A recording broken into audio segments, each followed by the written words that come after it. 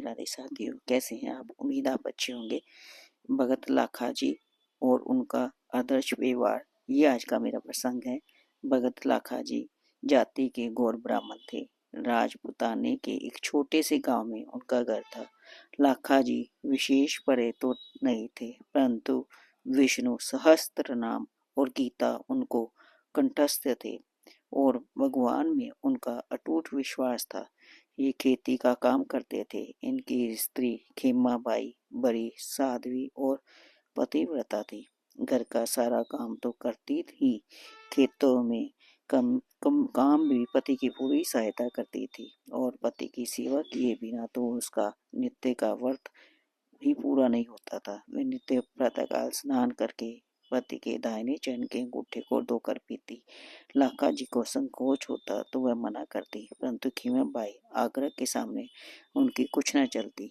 उनके दो संतान थी, एक पुत्र दूसरी कन्या।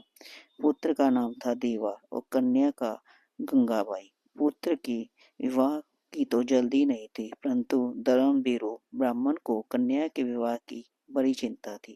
चेष्टा करते करते समीप के ही एक गांव में योग्य वर मिल गया। वर के पिता संतोषी ब्राह्मण थे।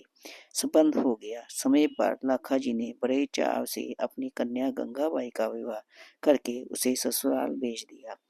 इस समय गंगाबाई की उम्र 12 वर्ष की थी। देवा उम्र में बड़ा था, परंतु उसका विवाह कन्या के विवाह के 2 साल पीछे किया गया था। बहू घर में आई। बहू का नाम था लक्ष्मी। वह स्वभाव में साक्षात लक्ष्मी ही थी। इस प्रकार लाखा जी सब तरह से सुखी थे। लाखा जी का नियम था रोज सवेरे गीता जी का एक पूरा पाठ करना और रात को सोने से पहले पहले विष्णु सहस्त्र नाम के 50 पाठ कर लेना। उनके मुख से पाठ होता रहता और हाथों से काम। ये नियम जब वह 10 वर्ष के थे तभी पिता ने दिलाया था, जो जीवन भर अखंड रूप से चला। इसी नियम ने उनको भगवत विश्वास रूपी परम निधि प्रदान की। सदा दिन एक से नहीं रहते, ना मालूम प्रारब्ध के किसी संयोग से कैसे दिन बदल जाते हैं। लाखा जी के जमाता को सांप काट गया और विधि के विधान वंश 25 वर्ष की युवावस्था में अपनी 22 वर्ष की पत्नी और माता पिता को छोड़कर चल बसा।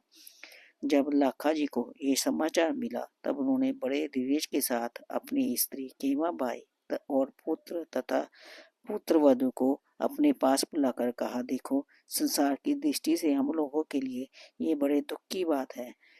दुख इस बात का नहीं है कि जवाई मर गए, जीवन भर तो प्रभु के हाथ में, इन्हें कोई टाल नहीं सकता। दुख तो इस बात का है कि गंगाबाई का जीवन दुख रूप हो गया। यदि हम लोग अपने व्यवहार बर्ताव से गंगाबाई का दुख मिटा सके तो हमारा संसार दुख दूर हो जाएगा। उसके दुख दूर होने का उपाय ये है कि हमको यहाँ ले आए और हम लोग सभी विश्व भोगों का त्याग करके उसे श्री भगवान की सेवा में लगाने का प्रयत्न करें। भोगों की प्राप्ति से दुखों का नाश नहीं होता, ना भोगों के नाश में ही वस्तुतः दुख है। दुख के कारण तो हमारे मन के मनोरथ हैं। एक भी भोग ना रहे, अति आवश्यक चीजों का अभाव हो, परंतु मन यदि अभाव का अनुभव न करके सदा संतुष्ट रहे, उसमें मनोरथ ना उठे, तो कोई भी दुख नहीं रहता। इसी प्रकार भोगों की प्रचुर प्राप्ति होने पर जब तक किसी वस्तु के अभाव का अनुभव होता है और उसको प्राप्त करने की कामना रहती है, तब तक दुख नहीं मिट सकते। यदि हम लोग चेष्टा करके गंगाबाई के मन से उसके पति के अभाव को बुला दे सके और उसकी सदा भाव रूपी परम पति भगवान के चरणों में आसक्ति उत्पन्न कर दे, तो वह सुखी हो सकती है।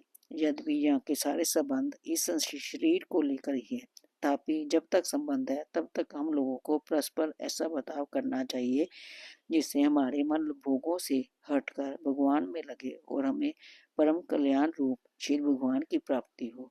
हित करने वाले सच्चे माता पिता पुत्र भाई स्त्री स्वामी वही है जो अपनी संतान को, माता पिता भाई बहन को, स्वामी को और पत्नी को अनंत क्लेश रूप जग जाल से चुराकर अचिंत अनंत स्वरूप भगवान के पथ पर चढ़ा देते हैं।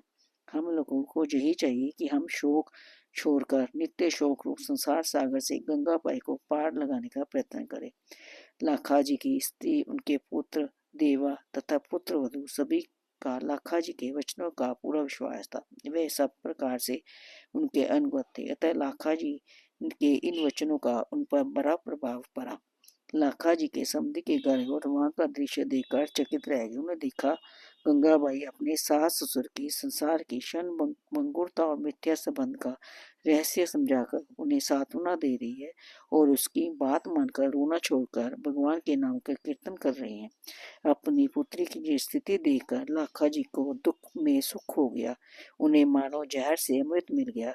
वे समधी से मिले, उन्हें देखकर शोक सागर मरा, परंतु गंगाबाई के उपदेशों की स्मृति आते ही तुरंत शांत हो गया।